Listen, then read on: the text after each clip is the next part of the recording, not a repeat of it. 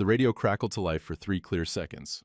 Glenn Miller's horn section, bright as a Sunday morning, then dissolved back into static. Martin Driscoll sat back on his workshop stool, 68 years old and still patient with broken things. His father's radio, older than Martin by a decade, had been giving him fits all winter. The workshop smelled like it always did, WD-40 and pine sap, burnt coffee from the percolator he'd forgotten to turn off at dawn. Outside, December cold pressed against the windows. Inside, the wood stove ticked and pinged, keeping the temperature just warm enough that his breath didn't fog when he leaned in close to check the capacitors. The radio dial was stuck on AM 1340. Had been since his father died in '89. Martin figured he'd get it unstuck eventually. Measure twice, cut once. His father had taught him that.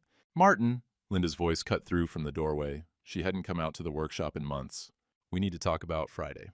He looked up. His wife stood in her good coat, the new one he hadn't seen before. Some kind of perfume he didn't recognize. "What's Friday?" "The Christmas party. At my office." Her voice had that edge it got lately. "You're coming." Martin wiped his hands on his jeans. The party. Corporate people. Folks in suits half his age, talking about things that didn't matter to men who worked with their hands. "Linda, I don't think I need you there, Martin. It's important." Something in her tone made his chest tighten. Not angry. Worse than angry. Distant, like she was already somewhere else, and he was just an errand she had to finish. "All right," he said. "I'll come." She nodded and left without another word. The workshop door clicked shut behind her. Martin stared at the radio. The dial stayed stuck. The static kept hissing. He should have trusted that feeling in his gut. The Sears suit still fit, more or less. Martin adjusted the collar for the third time as Linda drove them downtown. It scratched his neck. Too much starch, or maybe just too long since he'd worn anything but flannel and jeans. Through the truck window, Millbrook's main street slid past. Christmas lights strung between the old lampposts. "You'll like Craig," Linda said. Her eyes stayed on the road. "My boss. He's very successful." Martin didn't answer. His reflection in the side mirror looked older than he remembered. Gray hair, thinner on top. Deep lines around his eyes from 42 years of squinting at electrical panels. The Millbrook Grand Hotel parking lot was full of expensive cars. Linda pulled in next to a BMW with a vanity plate that read Exaki 1. Martin grunted. "What?" Linda asked. "Nothing." Inside the hotel, everything smelled like carpet cleaner and fake pine. The elevator ride up was quiet except for the mechanical hum and Linda checking her phone. She smiled at whatever she was reading, thumbs moving fast. Didn't show him the screen. The doors opened to Christmas jazz turned up too loud. The ballroom hit Martin like a wall of noise. Forced laughter, clinking glasses, conversations that competed to be heard over each other. He counted maybe 60 people, all of them dressed like they'd stepped out of a catalog. The youngest looked barely 30. Martin did the math. He could be grandfather to half the room. "There's Craig!" Linda's voice went bright in a way Martin hadn't heard in years. She touched his arm briefly, then moved toward a group near the bar. Martin followed, holding both their coats over his arm like a bellhop. The man Linda approached was tall, tan in December, wearing a suit that probably cost more than Martin's monthly pension. Gym muscles showed through the fabric. His handshake would be too firm. Martin knew the type. "Craig, this is Martin, my husband." Not my husband, Martin. This is Martin. We've been married 38 years. Just my husband." Like it was a job title. Craig turned, his smile professional and empty. "Oh, Linda's husband." He shook Martin's hand, firm, just like Martin expected. "The electrician, right?" "Retired," Martin said. "Must be weird being around all these executives." Craig gestured at the room, laughing. A few people nearby laughed with him. "Different world from, working with your hands?" The laughter spread, not cruel exactly, just casual. The kind of dismissal that didn't even realize it was cutting. Martin waited for Linda to say something. Anything. He'd wired half this town's homes. Taught safety classes at the community college. Served on the church council for 30 years. Linda adjusted her hair and looked away. "I'll get us drinks," Martin said. At the bar, his hands shook slightly as he ordered. White wine for Linda, beer for himself. The bartender was maybe 22, wearing a bow tie and looking bored. Martin carried the drinks back and found Linda in the same group. Craig was telling a story about some impossible client, his hand gestures big and confident. Everyone watched him, like he was the only person in the room worth hearing. Then Craig raised his glass for a toast. "To another record year at Pearson Commercial Realty." The group cheered. Craig's hand went to Linda's lower back as glasses clinked, and stayed there. Martin watched his wife lean slightly into the touch, saw Craig's thumb move in a small circle against the silk of her blouse, watched Linda laugh at whatever Craig said next, her face tilted up toward his, glowing in a way Martin hadn't seen directed at him in... How long? He approached the group. Craig's hand finally moved, casual, like it had never been there at all. "Everything okay?" Martin asked Linda. "Fine," she said, still not looking at him. "Craig was just telling us about the new development project." Craig glanced at Martin, sizing him up again. "Boring work stuff. I'm sure you'd rather talk about, what, football? Fishing?" More scattered laughs. Martin's jaw tightened. He tasted copper in his mouth, that metallic flavor that came with real shame. "Excuse me," he said. In the men's room, Martin stood at the sink, running cold water over his wrists. His reflection stared back. An old man in an old suit, out of place at a party where everyone spoke a language he'd never learned. Corporate, success, development projects. He'd spent 4 decades keeping people's lights on, crawling through attics in July heat, fixing panel boxes in January cold. Good, honest work. His father had done the same before him. But standing here, hands dripping, he couldn't shake the feeling that Craig was right. Different world, different life. And Linda belonged to that world now, not his. When he returned to the ballroom, Linda and Craig were standing close, heads together, sharing some private joke. Martin got both their coats. The party wound down around 9:30. The drive home took 20 minutes. Linda stared out the passenger window the entire time, her face reflected in the glass, somewhere far away. Martin gripped the steering wheel tighter than necessary. His knuckles showed white in the dashboard lights. At home, Linda went straight upstairs without a word. Martin heard the bedroom door close, then the shower running. A long shower, 30 minutes at least. He stood in the dark kitchen, still wearing his Sears suit, and replayed the evening. Craig's condescending smile, the scattered laughter, Linda's silence when she should have defended him. And then it hit him, clear and cold as January water. She hadn't said his name. Not once, the entire night. Not "my husband Martin" when she introduced him.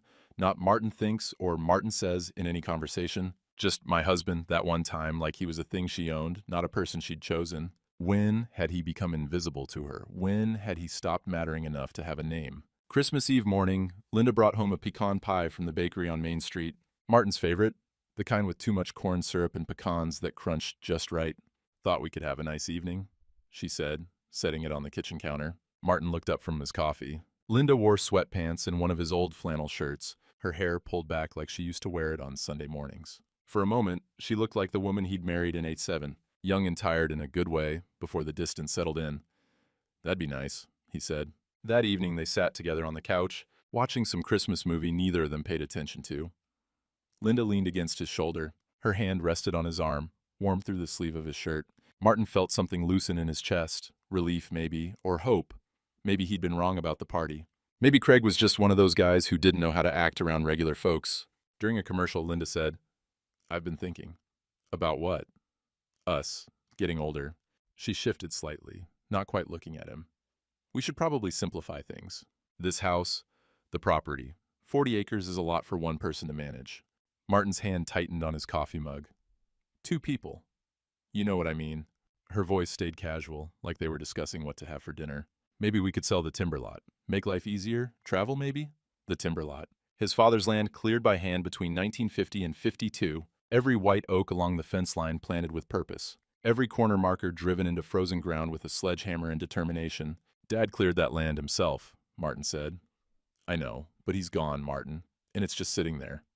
"It's family legacy." Linda sighed and pulled away from him. "Forget I mentioned it." But Martin didn't forget. He filed it away, the way he filed spare parts in the workshop, labeled, organized, waiting to be needed. Christmas morning, they exchanged gifts. Martin gave Linda the gardening book she'd marked in a catalog. Linda gave him work gloves, heavy-duty leather ones. Practical, the kind of gift you'd give a hired hand. 2 days later, Martin was getting coats from the hall closet for church when he found Linda's wool dress coat. Not the new one from the party, but the old one she'd worn for years. He checked the pockets for tissues out of habit. His fingers touched paper, not tissue, slick receipt paper. Millbrook Grand Hotel, room 412. December 20th, the night of the party. Timestamp, 11:47 p.m. Martin stood in the closet, staring at the numbers. The party had ended at 9. He'd checked his watch when they were leaving, noticed it was earlier than he'd expected. They'd been home by 9:30, but Linda had a hotel receipt from almost midnight. His chest felt tight. He carried the receipt to the kitchen table and sat down with it, reading it over and over like the words might change. Itemized charges, room rate, champagne, strawberries. He got up and checked the credit card statement online, something Linda didn't know he knew how to do. She'd always handled the finances. There it was, Millbrook Grand, $347. He scrolled up, October.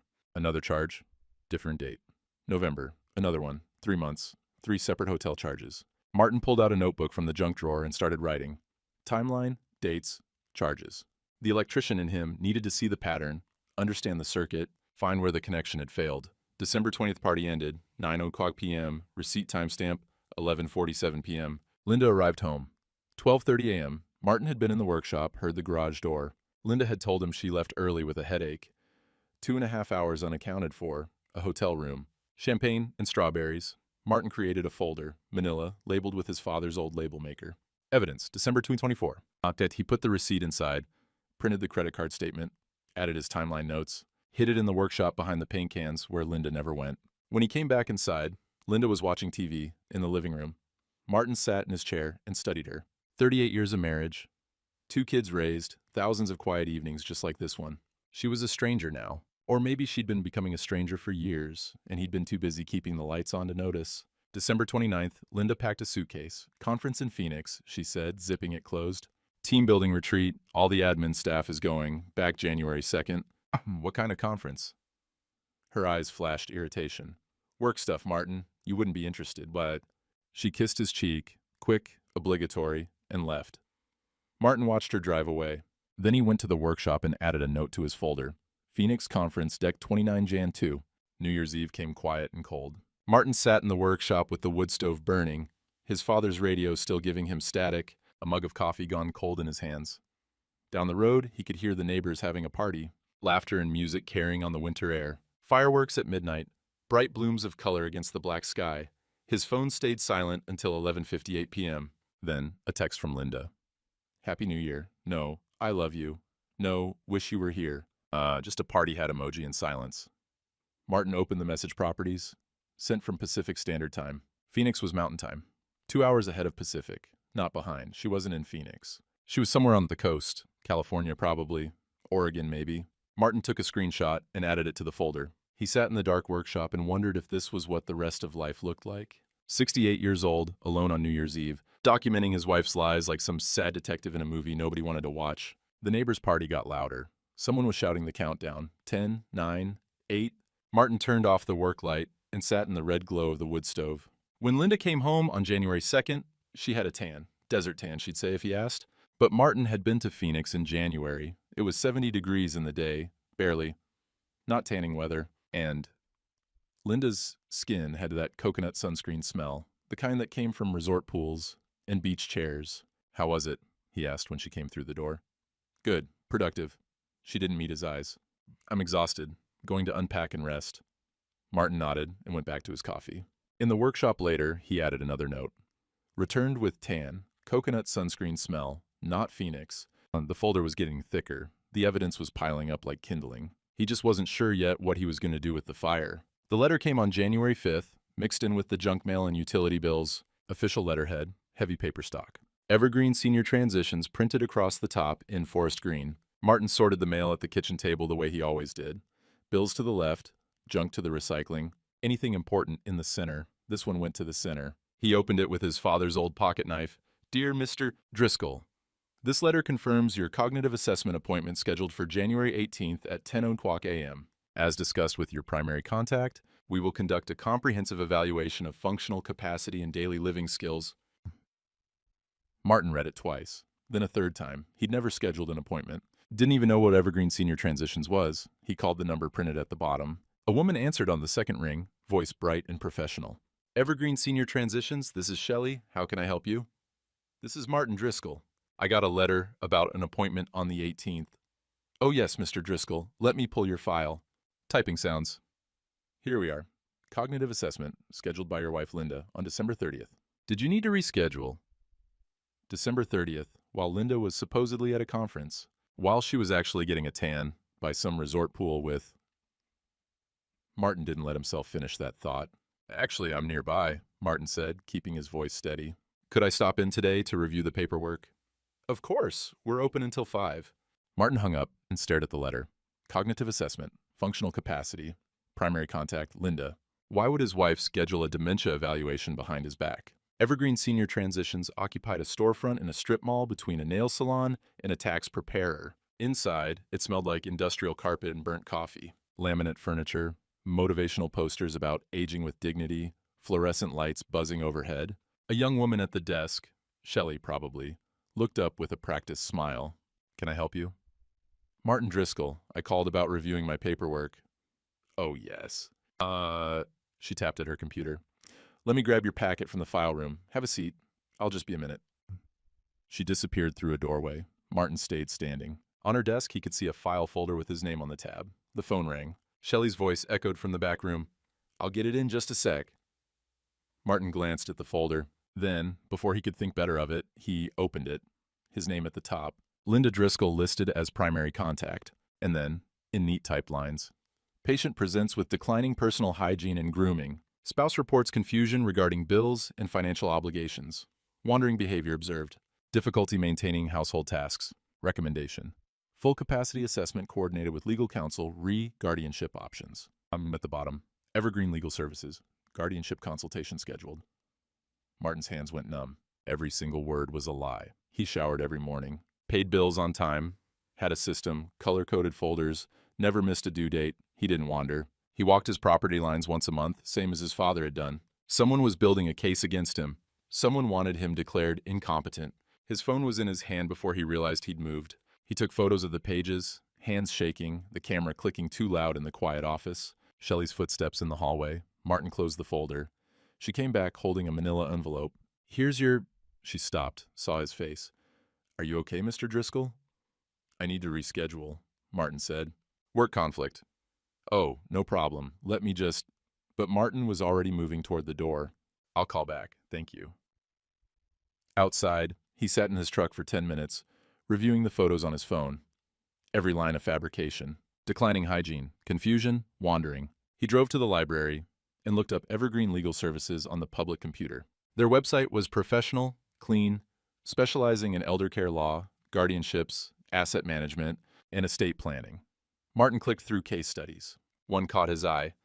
An elderly man placed under guardianship after a capacity assessment. His property sold to cover care costs, family members unable to intervene once the court appointed a guardian. The pieces clicked together like a circuit diagram. If Linda got him declared incompetent, she could sell the 40-acre timber lot, move him into a facility, control everything. And the land, his father's land, cleared tree by tree, marked with corner stakes driven into frozen ground, would be gone, sold, probably paved over for some development project. Martin thought about the property tax assessment he'd seen last year. The land was worth close to $800,000 now. Timber prices had gone up, location was good. That was a lot of money, enough to start over. Enough to run away with a man who drove a BMW with Ikseki 1 on the plates. That evening, Martin made dinner, leftover meatloaf, green beans from a can. Linda came home from work around 6, hung her coat, went straight upstairs. Martin was washing dishes when he heard her voice through the bedroom door. She was on the phone. Door cracked open just enough that her voice carried. "No, he doesn't suspect anything," Linda was saying. "He's completely clueless." Pause. Listening to whoever was on the other end. "The assessment's January 18th. After that, we move fast." Another pause. I know, but we need to be patient just a little longer." A laugh. Bright, eager. The kind of laugh she used to have, back when she laughed with Martin. He won't know what hit him, and by the time he figures it out, it's done. Longer pause now. "The property alone is worth $800K. We split it, everyone wins." Martin backed away from the stairs silently, turned on the kitchen faucet to cover the sound of his retreat, his heart hammered against his ribs. We split it. Linda wasn't alone in this. She had a partner, and Martin knew exactly who. When Linda came downstairs 10 minutes later, her face was composed, pleasant. "What's for dinner?" she asked. "Leftovers." Martin didn't turn from the sink. "I already ate." She shrugged, microwaved a plate, ate standing at the counter scrolling through her phone. Martin watched her from the corner of his eye. This stranger, in his kitchen, this woman he'd slept next to for 38 years. When had she decided he was disposable? When had his whole life become something she could just erase?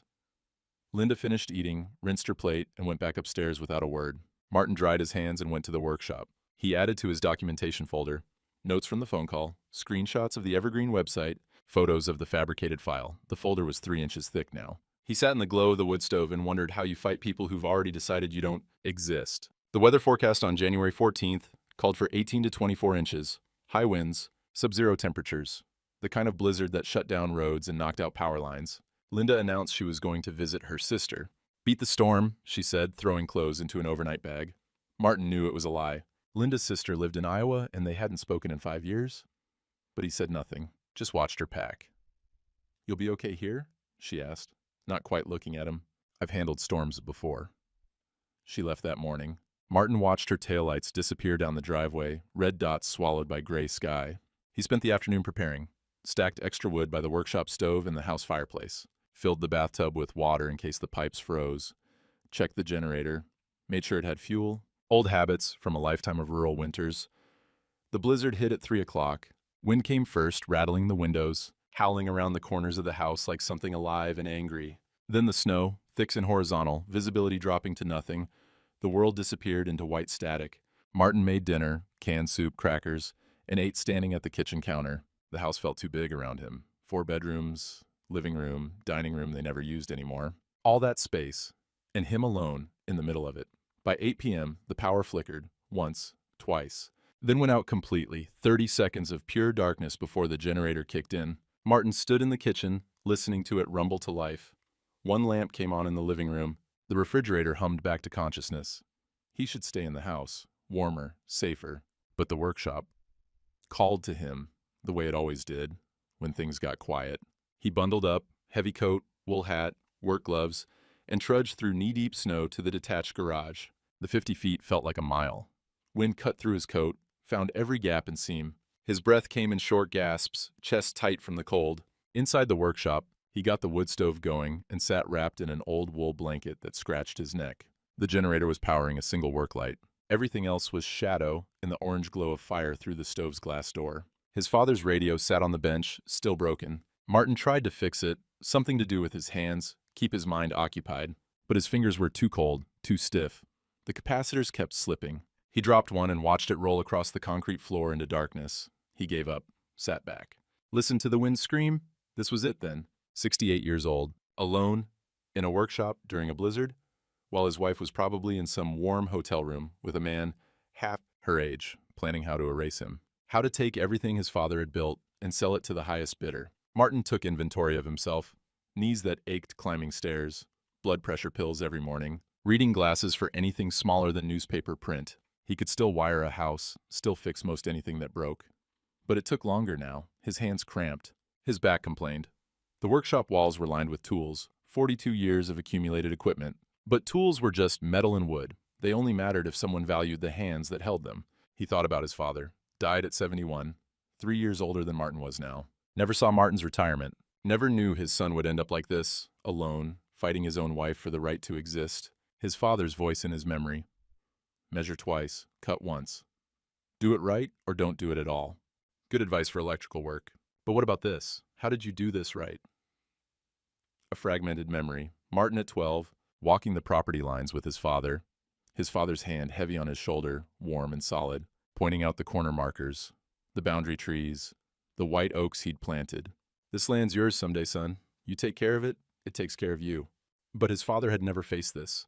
Never had someone he loved try to steal everything. Never had to choose between fighting and just letting go. Martin's eyes blurred. He wiped them roughly with the back of his glove, angry at the weakness. Men his age didn't cry. Men, his father's generation, sure as hell didn't. But the tears came anyway, silent in the dark workshop. Maybe Linda was right. Maybe he was diminished. Maybe easier to just let them have it all. The land, the house, everything. Let them put him somewhere with fluorescent lights and motivational posters. He could fade away quietly, stop being a problem. At 68, how much fight did he even have left? The wind rattled the workshop door. The pipes in the walls creaked, contracting in the cold. Martin stood, added another log to the fire, checked the pipes, still holding, barely, added another log. He looked at the documentation folder on the shelf, didn't open it, but didn't throw it away either. That was a decision, he supposed. Not surrender, but not fighting yet, just survival, 1 hour at a time. One log at a time. Like the blizzard itself, you didn't beat it, you just outlasted it. Morning came eventually. The blizzard cleared around dawn, leaving everything buried under 22 inches of fresh snow. The sky was pale blue, cold and indifferent. Martin shoveled a path from the house to the road. Slow, methodical work. His chest ached, his breath came out in clouds. But the physical labor felt good, purposeful, better than sitting in the dark thinking. A truck passed on the road. Wilson, the retired postal carrier who lived a quarter mile down. He slowed, rolled down his window. "You make it through okay, Martin?" Still standing. Wilson nodded. That's all any of us can do. Stay warm. He drove on. Brief human contact. A reminder that other people existed. That Martin existed to them, even if he didn't exist to his wife anymore. Martin finished shoveling and went back inside for coffee. Real coffee, not the instant junk he'd been drinking. He stood at the kitchen window, warming his hands on the mug, looking out at the property. That's when he saw them. Tracks in the fresh snow, leading along the property line. Someone had walked the perimeter. Recently, maybe an hour ago, the edges of the prints still sharp. Martin pulled on his boots and followed them. They led across his land, along the fence line, toward Nora Hutchins' property. Nora, his neighbor for 35 years, widow for the last 20, kept to herself mostly, but always waved from her kitchen window. The tracks ended at her back door. Martin looked up. Nora's kitchen curtain moved. Someone was watching. He stood there in the snow, cold seeping through his boots, and wondered, what had she seen? Why had she been walking his property in a blizzard? And more importantly, was he about to find out he had a witness to his own life? The car in the driveway wasn't Linda's. Budget sedan, maybe 10 years old, salt-crusted from winter roads. Martin was in the kitchen making lunch when he heard it pull up. Through the window, he watched his daughter get out. Beth, 42 years old, wearing a coat that looked thin for January. She'd lost weight. Her face was tired in a way that went deeper than missing sleep. Martin opened the door before she could knock. Beth? Hey, Dad. Awkward pause. Then she stepped forward for a hug. Martin returned it, stiff, both of them trying to remember how this was supposed to work. 5 years was a long time. You didn't call, he said. I know. Wanted to surprise you.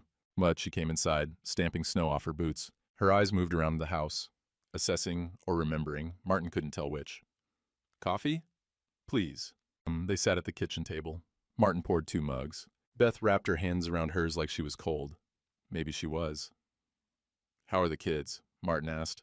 Beth pulled out her phone, showed him pictures. The grandkids had grown. His grandson was 10 now, gap-toothed in the photo. His granddaughter was 7, wearing a soccer uniform. They're good, Beth said. Growing too fast. They do that. More silence. Martin sipped his coffee and waited. Beth hadn't driven 2 hours in January just to show him photos. Mom called me, Beth finally said. She's worried about you. There it was. Martin set down his mug carefully. Worried how? Just, you know. Beth's eyes didn't quite meet his. Living alone out here. Getting older. She said you've seemed stressed. I'm not alone. Your mother lives here. You know what I mean, Dad. But Martin didn't. Or maybe he did. And that was worse. I'm 68, not 88, he said. I manage fine. I know you do. Mom just seemed really concerned. Beth paused. Can I stay a few days? Haven't visited in so long. Martin thought about saying no, about protecting whatever was about to happen. But she was his daughter. You didn't turn away your daughter, even if she came carrying questions that felt like knives. Your room's the same, he said. Beth settled in, brought her bag upstairs to the bedroom that still had her high school volleyball trophies on the shelf. Martin made chili for dinner, his specialty, the one thing he could cook that people actually asked for. Over dinner, they talked around the silence. Town changes. Old neighbors who'd moved or died. Beth's job, administrative work now, after the divorce. The pay cut was obvious in the cheap coat, the older car. They didn't talk about why she hadn't visited in 5 years. Didn't talk about the business loan Martin had refused to co-sign, the loan her ex-husband had wanted for some scheme that fell apart 6 months later anyway. Beth had been furious then, said Martin was choosing money over family. Martin had tried to explain it wasn't about the money. It was about not enabling bad decisions. But Beth hadn't wanted to hear it. She'd stopped calling, stopped visiting. Until now. The next morning, Beth offered to help with paperwork. Mom mentioned you've been stressed about bills, she said. Want me to set up a better filing system? Martin's guard went up. I've got a system that works. Can I see it? He showed her the bill folder. Color-coded tabs for each month, every payment logged in his handwriting, amounts and dates clear, all current. Nothing late, nothing confused. Beth looked relieved, or maybe disappointed. Martin couldn't tell. That afternoon, she suggested a walk. Fresh air, she said. But once they were outside, tramping through the snow along the property line, Beth said, 40 acres is a lot for one person to handle. 2 people, Martin corrected. I just mean, it's okay to need help, Dad, or to downsize. This place must be exhausting to maintain. Martin stopped walking. Your grandfather cleared this land by hand. Every tree, it's family legacy. I know that. I'm not saying, Beth fumbled for words. I'm just saying it's okay to let go, if you need to. I don't need to. Tension hung between them. They walked back to the house in silence. That evening, Martin made coffee and brought Beth a mug.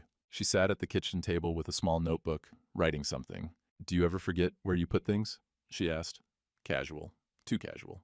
"Like keys or your wallet?" Martin's chest tightened. "Sometimes, same as anyone." What about appointments? Do you ever mix up dates?" "I keep a calendar." He pointed to the wall calendar by the phone. Every appointment marked clearly, color-coded, doctor visits in blue, church council meetings in green, property tax due dates in red. Beth wrote something in her notebook.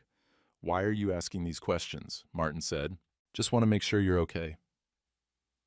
"Did your mother ask you to check on me?" Beth hesitated. "She's concerned." "About what specifically?" "That maybe you need more support as you get older?"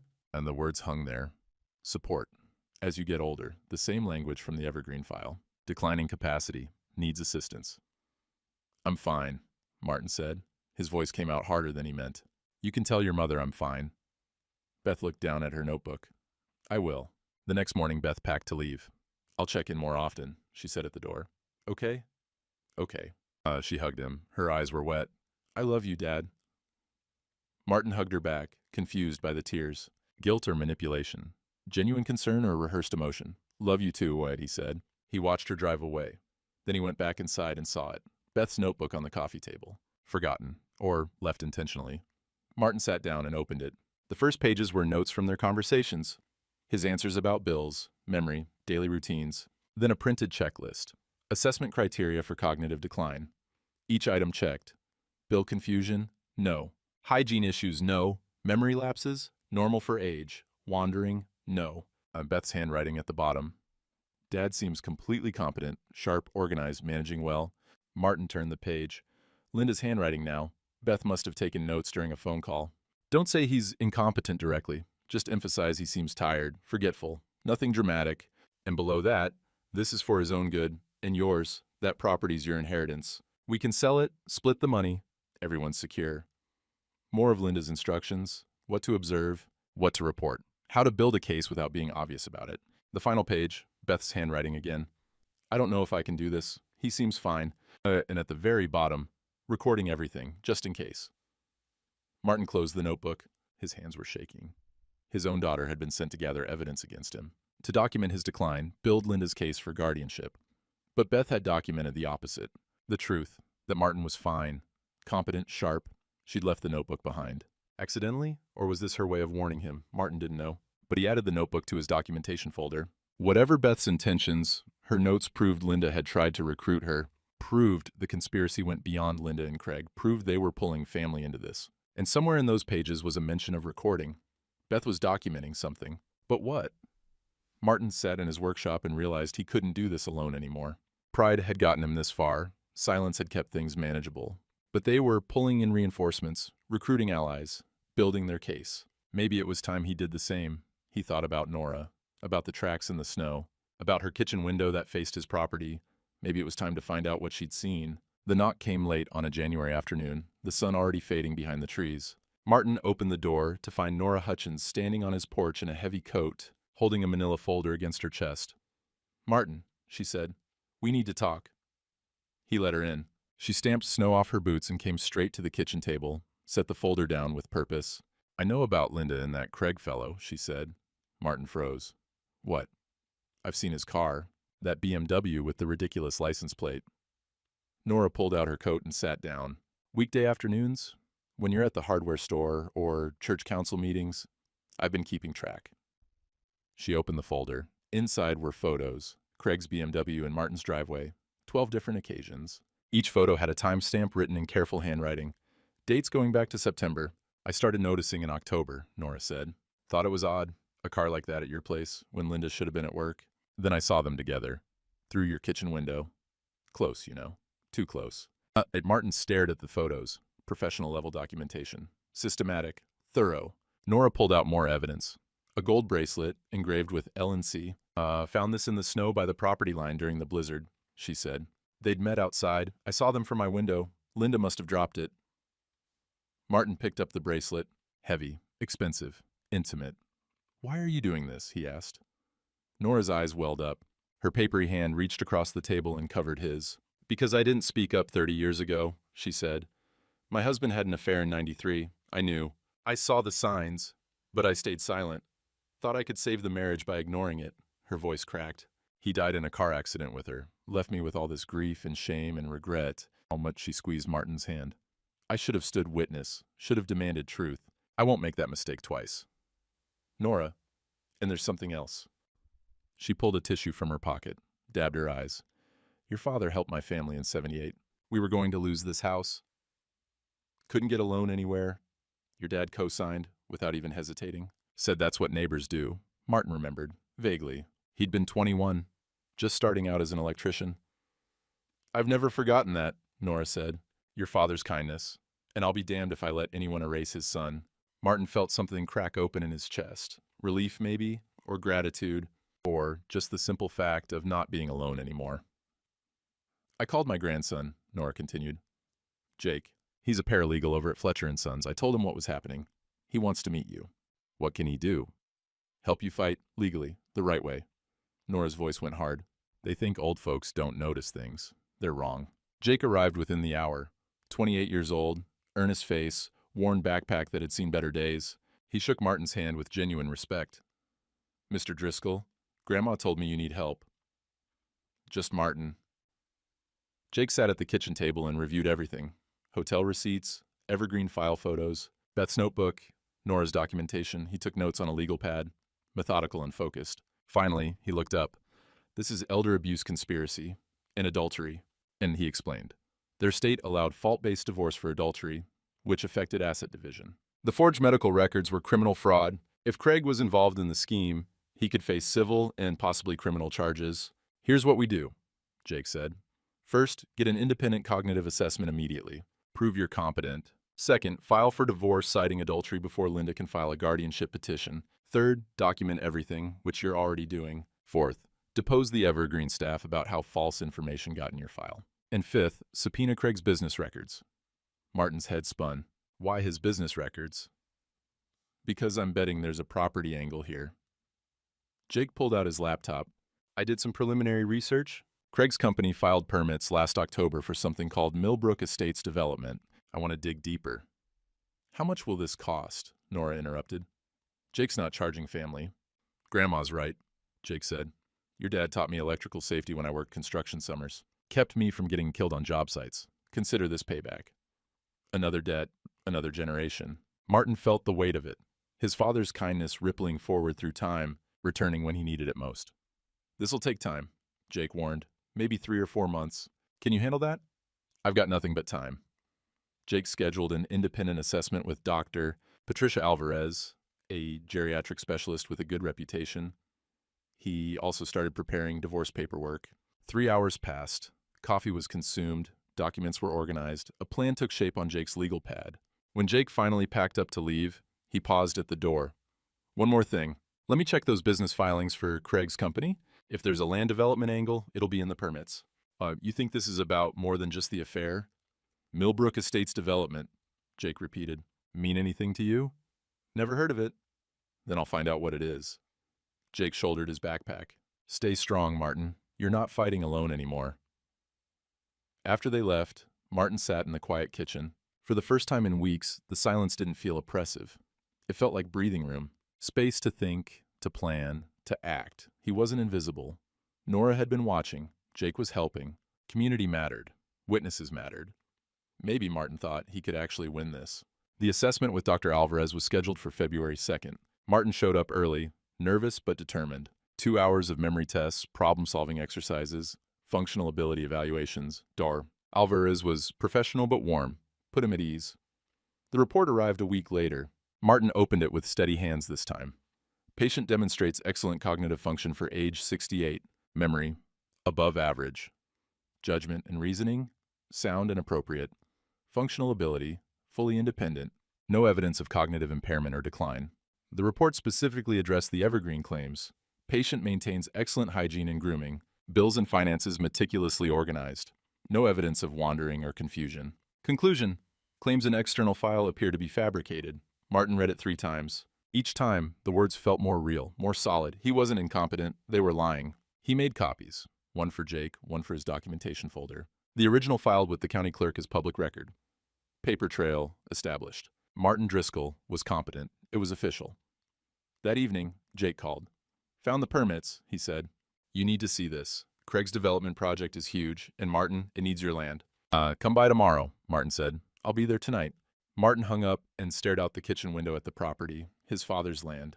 40 acres cleared by hand, white oaks planted with purpose. Corner markers driven into frozen ground. They weren't trying to erase him just for Linda's comfort or Craig's ego. They were trying to erase him for money? Jake spread the documents across Martin's kitchen table like he was laying out evidence at a crime scene, which Martin supposed he was. Millbrook Estates Development, Jake said, tapping a map. 200 acres, luxury homes, $8 to $12 million total project. Craig's company filed preliminary permits October 15th. Martin leaned in. The map showed property boundaries, 6 parcels highlighted and assembled, and there, in the southwest corner, was his 40 acres. That's my land, Martin said. That's the access road. Jake traced a line with his finger. Without your property, the entire development is landlocked. Can't build, can't sell. Project's dead. Martin stared at the map. His father's land, reduced to a line on a developer's blueprint. The white oaks his father had planted, just obstacles to be cleared. The corner markers driven into frozen ground in 1952, just inconvenient boundaries to be moved. Jake pulled out a timeline. September 1st, Linda starts working for Craig. October 15th, permits filed. December 20th, hotel affair. December 30th, Linda schedules your evergreen assessment. See the pattern? Martin saw it. Clear as a wiring diagram. Craig needed the land. Linda was the way to get it. The affair wasn't about love. It was about access. They figured if Linda got guardianship, she could sell the property, Jake said. Split the proceeds. You'd be in a facility somewhere, and your father's land would become Millbrook Estates. Phase 1. Martin's hands clenched. Commission on a $12 million project? $500,000, maybe $1 million for Craig? Your land's worth about $800K. Linda gets $400 after the split. Jake closed the laptop. They underestimated you. Thought you wouldn't fight. They thought I was already gone, Martin said quietly. What do you want to do? Martin looked at the documents, the map, the timeline, evidence, facts, the truth laid out in black and white. File for divorce, he said. No. February 10th. Jake filed the divorce petition with the county court. Fault-based, grounds, adultery. Every piece of evidence attached, hotel receipts, photos, timestamps, Nora's witness statement, Dr. Alvarez's assessment included as rebuttal to any incompetence claims. Public record. Anyone could access it. Martin chose where Linda would be served. Her office at Pearson Commercial Realty. Midday, colleagues present. A deliberate choice. The process server delivered the papers February 11th at noon. Linda called 20 minutes later. Martin was in the workshop when his phone rang. How dare you? Her voice shook with fury. You embarrassed me in front of everyone. What, you mean like you embarrassed me at your Christmas party? This is vindictive. You're making a huge mistake. The mistake was trusting you. My lawyer will bury you, Martin. You'll end up with nothing. Martin kept his voice level. I've got nothing to hide. Can you say the same? Silence. Then, you're incompetent. Everyone will see it in court. No, I've got an independent assessment that says otherwise. He heard her breathing change. Sharp intake of air. Assessment dated February 2nd, Martin continued. Filed with the county on February 3rd. Public record. Anyone can read it. Linda's voice went thin. You set me up. I documented. There's a difference. Martin hung up. 3 hours later, a letter arrived via courier. Linda's attorney, Sharon Voss from Evergreen Legal, thick letterhead, threatening language, accused Martin of elder abuse, claimed his paranoid delusions were harming Linda, threatened to file a guardianship petition, argued Martin was incompetent to handle divorce proceedings. Jake read it and laughed. Standard intimidation. They're panicking. Good, Martin said. Jake filed subpoenas, one for Evergreen, who initiated the assessment, who provided false information, one for Craig's company, business correspondence, development plans, financial projections. Both served February 12th. Craig's attorney responded immediately. Mr. Pearson has no involvement in the Driscoll divorce. Jake sent back the timeline chart and property map. No further response. Over the next 2 weeks, Martin built his case with the same precision he'd once used wiring houses, documentation, testimonials, evidence. He gathered statements from neighbors. Wilson, the retired postal carrier. Martin's been sharp as ever, manages the property perfectly. Pastor Jim from church. Serves on our council, handles the accounts responsibly. Marge from the diner. Comes in every Saturday, same time, same order. Mine's clear as a bell. Each person wrote their statement, signed it, had it notarized. Martin photographed everything. His organized workshop, his clean house, His meticulously maintained property, bank statements showing no unusual spending, property tax records paid on time every year since his father's death in '89, medical records, routine checkups, blood pressure medication, no cognitive concerns. Jake compiled it all into a trial notebook. Sections for adultery evidence, conspiracy evidence, Martin's competence, financial motives. We need to get everyone in a room, Jake said. On the record. He scheduled what he called a family meeting at Fletcher & Sons law office. Neutral space, court reporter present. Technically voluntary, but Jake noted in the invitations that non-attendance would be mentioned in divorce proceedings. Linda's attorney advised against it, but Linda confirmed she'd attend, and she was bringing Craig. Mistake. The date was set, February 28th, 10 a.m. Martin spent the days between preparing, walking the property lines, grounding himself in the land his father had cleared. Nora waved from her window each morning. Community watch continuing. Beth called twice. Martin didn't answer, but he listened to the voicemails. Dad, please call me. I need to tell you something. It's important. He saved the messages, but didn't call back. Whatever Beth had to say, she could say it at the meeting, if she showed up. February 27th, evening. Martin reviewed all the evidence one final time. The documentation folder was 3 inches thick now. Timeline chart covered 6 months. Everything connected. Affair to permits, to assessment, to property scheme. He called Jake. I'm ready. Tomorrow, 10 a.m., everyone will be there. Good, Martin said. Let's finish this. He hung up and looked at his father's radio on the workshop bench. Still broken. Still giving him static. But he'd get it fixed. Eventually. Right now, he had other things to restore. Fletcher & Sons occupied a 2-story brick building on Main Street, the kind of law office that had been there since before Martin was born. Wood paneling, law books lining the walls, portraits of old attorneys in serious poses. The radiator in the conference room hissed and pinged, filling silences with metallic percussion. The court reporter arrived first, setting up her stenograph machine with efficient movements. Mr. Fletcher came next, 60-something, silver hair, 3-piece suit. He nodded at Martin with professional courtesy. Martin and Nora arrived at 9:50. Martin wore a clean button-down shirt and his father's watch. He carried the documentation folder, substantial in his hands. They sat on one side of the long conference table. Linda and Craig arrived at 10:02. Linda, in a professional Navy suit, armor against what was coming. Craig, in an expensive charcoal gray, trying to own the room through presence alone. Linda's attorney, Sharon Voss, tried to follow them in. This isn't a formal deposition, Mr. Fletcher said. Counsel may wait outside. Voss's jaw tightened. My client has a right to representation. Your client is free to leave at any time. But this meeting proceeds without attorneys present. Voss shot Linda a look. Don't say anything, then stepped into the hallway. The door closed behind her with a solid click. Linda and Craig sat across from Martin. The table between them felt like a border between countries at war. 10:08. Beth rushed in, breathless.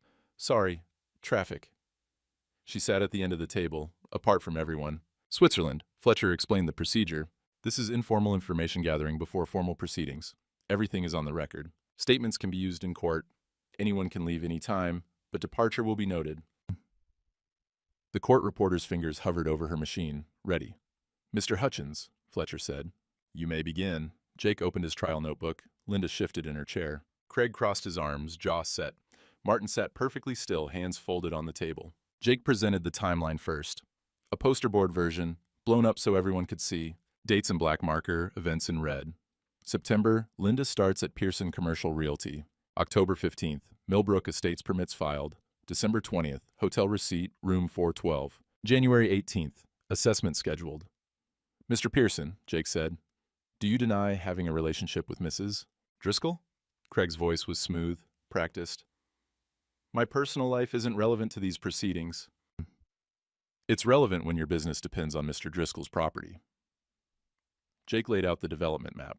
Millbrook Estates, 200 acres, Martin's 40 in the southwest corner highlighted in yellow. Your project needs road access, Jake said. Mr. Driscoll's land provides that access. Without it, your development is landlocked. Craig's face hardened. There are lots of properties in this area, but only one owned by your lover's husband. Jake presented the photographs. Craig's BMW, XEC1 vanity plate visible, parked in Martin's driveway.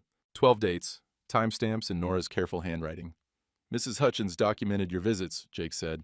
Weekday afternoons, when Mr. Driscoll was at church or the hardware store. Nora spoke for the first time, her voice steady. I watched from my kitchen window.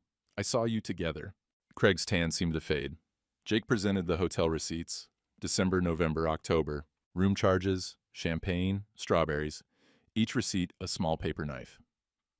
Mrs. Driscoll, Jake said. Did you initiate the cognitive assessment at Evergreen Senior Transitions? Linda's voice was defensive. I was concerned about Martin's health, Martin spoke. Just 2 words, but they cut through the room like wire through insulation. You lied. Everyone went quiet. Even the radiator seemed to pause. I've never had hygiene issues, Martin continued.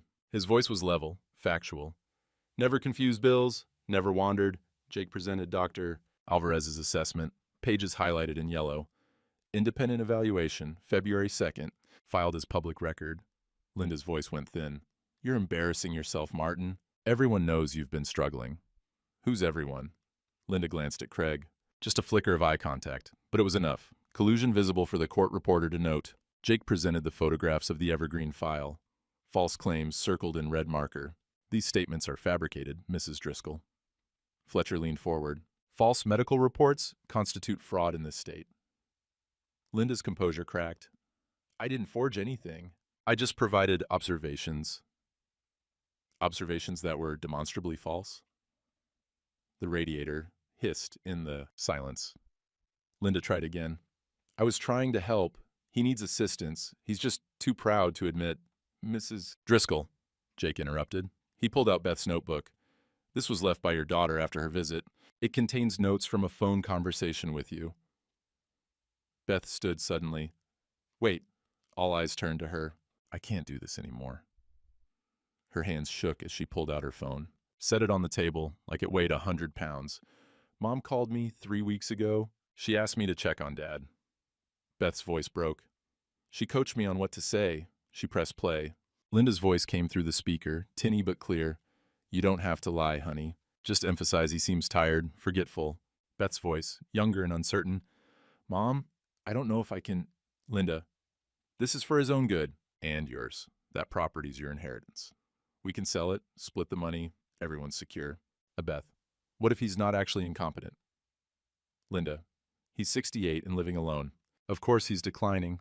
The recording continued. Linda detailing what Beth should observe, what to report to support the assessment, how to build a case without being obvious. The conference room was silent except for Linda's voice on the recording and the radiator's metallic breathing. When it ended, Beth was crying. I came to check, and Dad's fine. He's totally fine. She turned to Martin. I'm sorry, Dad. I should have told you immediately. Martin nodded. His throat was too tight to speak. Linda's face had gone white. Beth, you don't understand. I understand you wanted me to lie so you could steal Dad's land. Craig stood. I don't have to listen to this. Mr. Pearson, Fletcher's voice carried authority. Given the financial interest revealed here in the question of forged medical documents, you may want to consult your own attorney. The district attorney may have questions. Craig sat back down, slowly. Jake closed his notebook. For the record, Mr. Driscoll will proceed with fault-based divorce. He'll seek full ownership of all marital property, including the 40-acre parcel known as the Driscoll Timber Lot. Sharon Voss was called back in. She listened to a summary of the recording, her professional mask slipping. She leaned close to Linda and whispered, Don't say anything else. But Linda kept talking, desperation bleeding through. Martin, please. We can work this out. Marriage counseling, mediation. Martin stood. When he spoke, his voice was quiet, but it filled the room. You called me incompetent. You tried to have me declared mentally unfit. You planned to erase me. He looked at her directly for the first time all morning. This land was my father's. He cleared it by hand, tree by tree. He trusted me to protect it. He turned to leave, then stopped. One more thing to say. I loved you for 38 years, but I loved my father longer, and I won't betray him for you. Martin walked out. Nora followed. Beth hesitated, then came after them. The conference room door closed behind them with a solid final sound. In the parking lot, Martin stood in the cold February air and breathed fully for the first time in months. His lungs expanded, his chest opened. The sky was gray, but the air was clean. Beth touched his arm. Dad, I'm so sorry. You came around, Martin said. That's what matters. Nora squeezed his other arm. 3 generations standing in a parking lot, cold wind cutting between them, but none of them feeling it. Martin looked at them. Community, family, witnesses, people who'd stood up when it mattered. Thank you, he said. It was enough. The divorce moved through the system like water through pipes. Inevitable, methodical, no fanfare. Linda moved out within a week, stayed with her sister 2 towns over. The lawyers handled everything. Martin didn't attend the hearings. Sent Jake instead. March 15th, the decree arrived in the mail. 38 years of marriage, dissolved in a 45-minute hearing. Martin got the property, all 40 acres. Premarital inheritance, the judge ruled. Linda's adultery didn't help her case. She got minimal spousal support, her name removed from the deed. Martin filed the paperwork in his cabinet and went back to his coffee. The district attorney opened an investigation into Craig and Evergreen. Elder abuse conspiracy, fraud, forged medical records. The investigation would take months, maybe years. Martin didn't need to see Craig in handcuffs. Knowing the state was watching him was enough. Craig's development projects stalled. Investors got nervous, started pulling out. Without Martin's land, Millbrook Estates was just expensive blueprints and wishful thinking. Late March, Craig's attorney called Jake with a settlement offer. Not for the whole property, just 5 acres, the southwest corner, enough for road access, fair market value, $120,000. Jake brought the offer to Martin. You don't have to accept, you won. Martin looked at the property map, thought about his father. The old man had been practical above all else. Land was for using, not hoarding. 5 acres out of 40. The core legacy intact, protected. Counter with 150, Martin said, and a permanent easement protecting the other 35 from any development, ever. Jake smiled. I'll draw it up. Craig accepted within a day. Desperate men don't negotiate hard. Martin put the money in a trust for Beth's kids' education fund. The land providing, just like his father said it would. Beth started visiting on Sundays, a new tradition, unspoken but regular. They'd walk the property together, Martin showing her what mattered. The corner markers, iron stakes his father had driven in 1952, still solid in the ground. The property lines marked in the trees, blazes his father had cut with a hatchet. The seasonal creek that ran along the north boundary. The white oaks, planted when Martin was a boy, grown tall and strong now. Beth took notes, asked questions. Not about inheritance, about history, about connection. Grandpa cleared this all by hand? She asked one Sunday. Every tree took him 3 years. They reached the southwest corner, the original marker. Martin touched the iron stake, warm from spring sun. Do you think he'd be okay with selling those 5 acres? Beth asked. Martin considered. He'd understand protecting the 35. That was always the point. Keep what matters. Beth nodded. They walked back to the house in comfortable silence. Over coffee, Beth said, the kids want to visit, see where their great-grandpa lived. Bring them, Martin said. I'll show them the workshop. Early April brought true spring, the kind that smelled like thawed earth and new grass. Martin spent a Saturday finishing the radio restoration. Final adjustments, dial freed at last, tubes replaced, antenna properly aligned. He plugged it in. Turned the dial slowly, static. Then, clear as Sunday morning, Glenn Miller's Moonlight Serenade filled the workshop. Big band horns, smooth and bright, his parents' wedding song. The song they danced to in the kitchen when Martin was young. His father singing along, his mother laughing. Martin sat on his workshop stool and listened. He realized his father's voice wasn't in the radio, never had been. It was in the land outside, in the lessons learned, in the choice to stand and fight instead of fade away. His morning routine settled into new patterns. Coffee at 5, same as always. But now, Beth sometimes joined him when she visited. Workshop projects resumed, fixing Wilson's lamp, building a bookshelf for Nora, church on Sundays. Pastor Jim shook his hand after service. Your father would be proud, Martin. Mabel, the church gossip, actually apologized. I'm sorry for what I said. About Linda, I should have known better. Martin just nodded. No point holding grudges. Life was too short. The property changed with the season. New boundary markers on the 5 acres he'd sold, clearly delineated. The remaining 35 protected by legal easement, no development, no subdividing, ever. Crocuses bloomed by the fence line, purple and determined. The white oaks budded. Birds returned, filling the morning with song. Martin walked the property alone most days, but it was chosen solitude now. Not forced, not lonely, just quiet. Nora waved from her window each morning. Martin waved back, the ritual of witnesses continuing. One Saturday afternoon, Martin was in the workshop, door open to let spring air flow through. The radio played, big band music, static-free now, perfect. Coffee steamed in his father's old mug. The property deed lay on the workbench, his name clear and legal. Through the open door, he could see crocuses nodding in the breeze, hear birds in the white oaks, smell the earth waking up after winter. Martin smiled. Small. Private. He didn't need an audience for this victory. He'd stood up. He'd mattered. He'd protected what his father built. That was enough. A car pulled into the driveway. Beth's sedan. Doors opened. Kids' voices, high and excited. Great-grandpa! His grandson's shout carried across the yard. Martin stood, turned down the radio, walked to the workshop door, Beth was there with both kids. His grandson, 10 years old and gap-toothed. His granddaughter, 7, wearing light-up sneakers. They wanted to see where you work, Beth said. Martin looked at the kids, at Beth, at the property spreading out behind them in spring green. Come on in, he said. Let me show you what your great-great-grandfather built. The kids rushed forward, full of questions and energy and life. Legacy wasn't frozen in the past. It was this, right here, right now, passing down what mattered. Teaching the next generation what ground they stood on and who had cleared it. The radio played softly behind him. The spring breeze carried the smell of thawed earth and new beginnings. Martin Driscoll, 68 years old, stood in his workshop doorway with his family around him and felt something he hadn't felt in months. Peace. Not happiness, something deeper, truer. The peace of a man who'd been tested and didn't break, who'd been told he didn't matter and proved them wrong, who'd been offered erasure and chose to stand witness to his own life. Some battles you win not by shouting, but by refusing to disappear. There are things Martin lost that spring. Can't pretend otherwise. 38 years of marriage, gone. The woman he'd loved when she was 27 vanished into someone he didn't recognize. That kind of loss leaves marks, the way weather leaves marks on old wood. But there are things he kept. His father's land. His own name on the deed.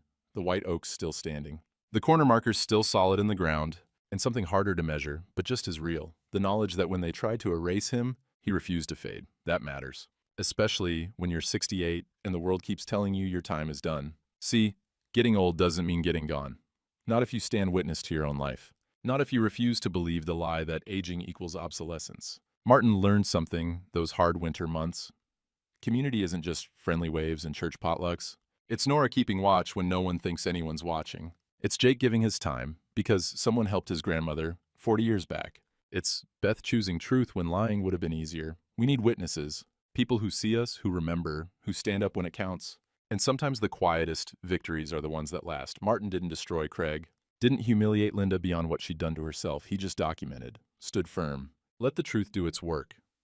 His father used to say, measure twice, cut once. Turns out that applies to more than electrical work. You take your time, you do it right. You don't let anyone tell you that your steady hands and careful work don't matter anymore. Spring morning now, Martin sits in his workshop, radio playing his parents' song, coffee steaming in the old mug. Through the door, he can hear his great-grandchildren exploring the property, Beth teaching them about the land their great-great-grandfather cleared. The crocuses are blooming, stubborn, purple flowers that come back every year, no matter how hard the winter. Martin understands them now. Some things survive because they refuse to quit. Some people matter because they insist on it. Quietly, steadily, without apology. Silence doesn't equal surrender. And legacy isn't something you inherit. It's something you protect. Something you pass on. Something you fight for when fighting is the last thing your tired bones want to do. Martin finishes his coffee, stands, his knees ache, but they hold. His grandson calls from outside. Great-grandpa, come see what we found.